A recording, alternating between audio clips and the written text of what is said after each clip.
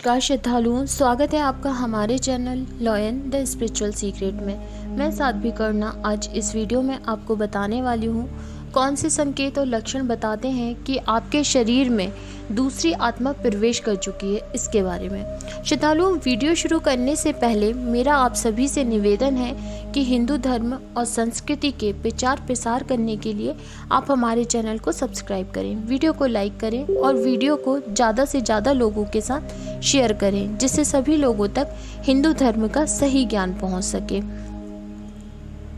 और आपको पुण्य प्राप्त हो। तो श्रद्धालुओं, आइए वीडियो शुरू करते हैं। श्रद्धालुओं, क्या आप जानते हैं ऐसे संकेत और लक्षण के बारे में जो बताते हैं कि आपके शरीर में दूसरी आत्मा प्रवेश कर चुकी है? अगर नहीं तो मैं आपको इसके बारे में बताऊंगी। कई बार ऐसा होता है कि कई लोग प्रश्न करते हैं कि किसी जीवित व्यक्ति की आत्मा को किसी अन्य जीवित व्यक्ति के शरीर में बुलाया जा सकता है या नहीं बुलाया जा सकता। तो इसका सीधा सा उत्तर है कि नहीं, ऐसा बिल्कुल नहीं हो सकता, क्योंकि जब कोई व्यक्ति जीवित होता है तो उसके शरीर में उसकी खुद की आत्मा होती है। और अगर आप चाहते हैं कि किसी जीवित इंसान की आत्मा किसी दूसरे के शरीर में आ जाए जो जीवित हो, तो ऐसा बिल्कुल संभव नहीं है।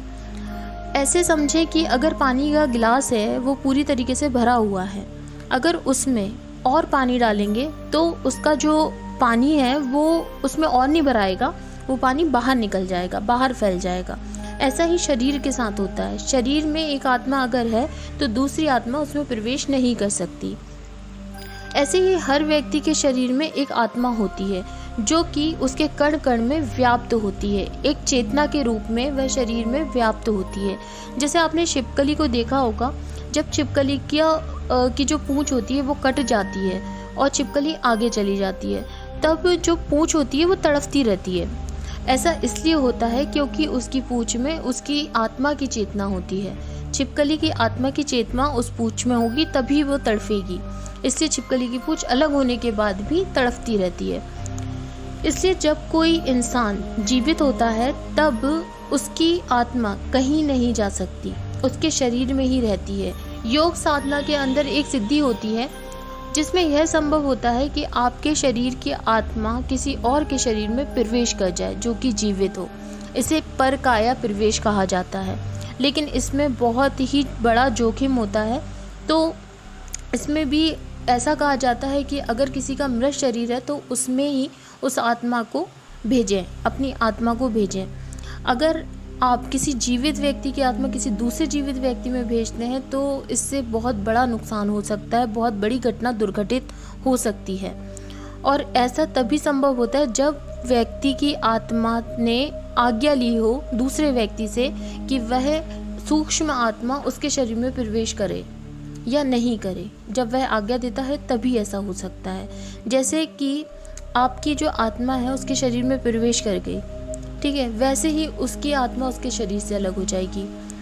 एक बार में एक ही आत्मा एक शरीर में रह सकती है, यही विज्ञान में भी कहा गया है और विज्ञान में इसे साबित भी किया गया है। कई बार ऐसा बोला जाता है कि आपके शरीर में यह प्रेत है, इतनी सारी आत्मा है, इतने सारे पिशाच हैं, यह सब आपके शरीर में है। लेकिन ऐसा नहीं है कि एक बार में एक ही शरीर में इतनी सारी आत्माएं रह जाएं, ऐसा बिल्कुल नहीं होता।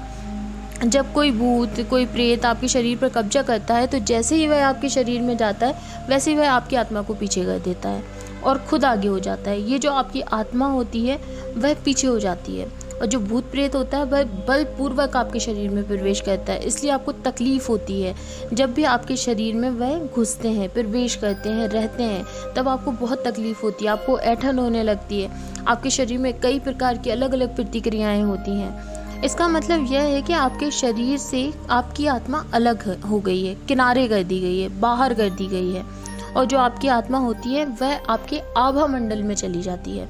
अब आभा मंडल का मतलब होता है कि आपका जो भी ऑरा होगा उसमें चली जाएगी। जब ऐसा होता है तभी जाकर कोई आत्मा आपके शरीर में प्रवेश करती है। गुरु गोरख जी का नाम तो सभी ने सुना होगा, तो आपको एक घटना बताती हूँ कि जो गुरु गोरखनाथ जी के गुरु थे मच्छेंद्र नाथ जी, उन्होंने एक राजा में अपनी आत्मा को प्रवेश करवाया था। उस राजा का शरीर 12 वर्षों तक मृत रहा और उस मृत शरीर में 12 वर्षों तक मच्छिंद्रनाथ जी की आत्मा रही और जो मच्छिंद्रनाथ जी का शरीर था उसकी 12 वर्षों तक गुरु गोरखनाथ जी ने रक्षा की, उनके पार्थिव शरीर की रक्षा की। आज के समय में भी कई ऐसे महापुरुष हैं जो गुफाओं में रहते हैं और शरीर को छोड़ करके अपने सूक्ष्म शरीर से यात्रा करते हैं, ब्रह्मांड का भ्रमण करते हैं। वे ऐसा तब कर पाते हैं जब वे कुछ अवस्था प्राप्त कर लेते हैं या फिर वो परकाया प्रवेश की सिद्धि प्राप्त कर लेते हैं, तो फिर वह किसी जीवित व्यक्ति के शरीर में प्रवेश कर सकते हैं, किसी मृत के शरीर में भी प्रवेश कर सकते हैं। लेकिन जो मृत के शरीर में प्रवेश होता है वह आसान होता है, लेकिन जो जीवित व्यक्ति के शरीर में प्रवेश करना बहुत ही ज़्यादा कठिन होता है। इसमें दोनों को ही क्षति हो सकती है, जो प्रवेश कर रही है आत्मा उसको भी, जिसके शरीर में प्रवेश कर रही है उसको भी। जब किसी व्यक्ति के शरीर में कोई दूसरी आत्मा प्रवेश करती है तो उसका व्यवहार बदलने लगता है, वह अजीब प्रकार का व्यवहार करने लगता है, उसकी हरकतें बदलने लगती हैं, क्योंकि जो भी कार्य होते हैं वह उस आत्मा के द्वारा होते हैं। तो अब आप समझ ही गए होंगे कि कैसे एक आत्मा दूसरे के शरीर में प्रवेश करती है और किस प्रकार के संकेत होते हैं, कैसे पता चलता है कि इस आत्मा ने शरीर में प्रवेश किया हुआ है। मुझे आशा है कि यह जानकारी आपको पसंद आई होगी। अगर आप हमारे चैनल पर नए हैं और अभी तक आपने हमारे चैनल को सब्सक्राइब नहीं किया है तो हमारे चैनल को सब्सक्राइब करें, बेल बटन को दबाएं जिससे नए वीडियो का नोटिफिकेशन आपको पहुंच सके। जानकारी को अपने मित्रों के साथ शेयर करें, वीडियो को लाइक करें, वीडियो पर कमेंट करें। धन्यवाद।